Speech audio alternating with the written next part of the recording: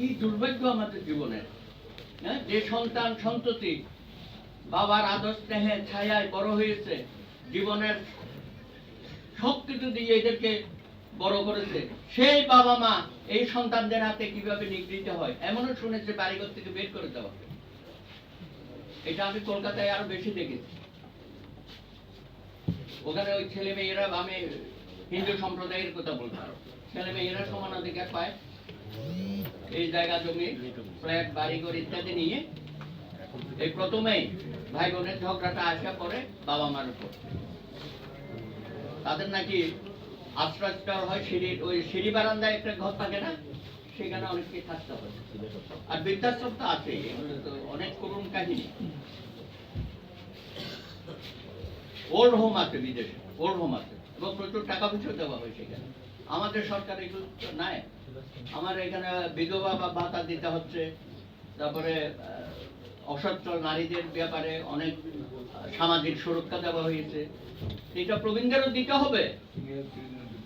আমরা তো এভাবে দুঃখে দুঃখে অসম্মানজনক ভাবে সমাজে বাস করতে চাই না। আর আমাদের হয়েছে কি, আমরা ওই যে সকালে অনেকে মর্নিং ওয়াক করে, এইখানে আমরা খুব একটা সমিতি করি, কি শতায়ু সমিতি, অমুক সমিতি, তো আপনি দেখবেন রমনা টমনা ইত্যাদি সব জায়গায় আমি দেখেছি।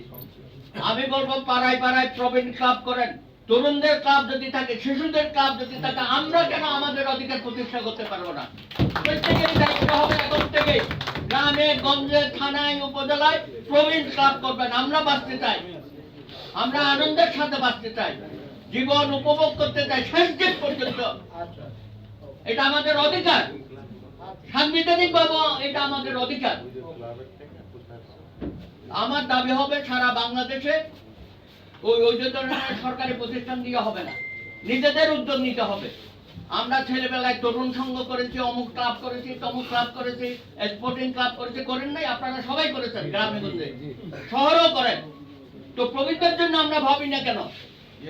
আমাদের তো অনেক সক্ষমতা আছে, সরকারি কর্মকর্তা যারা আছেন তারা তো অনেক ভালো ভালো জীবন পালন করে আসছে, তাই না? আর্মি অফিসাররা তারা দেখেন কি সুন্দর সুন্দর রাওয়া ভবন করছে, অফিসার ক্লাব করছে, করে নাই? কিন্তু আপনারা আমার জন্য তো কোনো ব্যবস্থা নেই।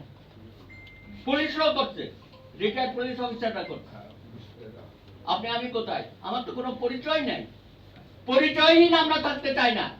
প্রবীণরা জোটবাদও বাঁচার অধিকার আমাদেরকে বাংলাদেশে আদায় করতে হবে।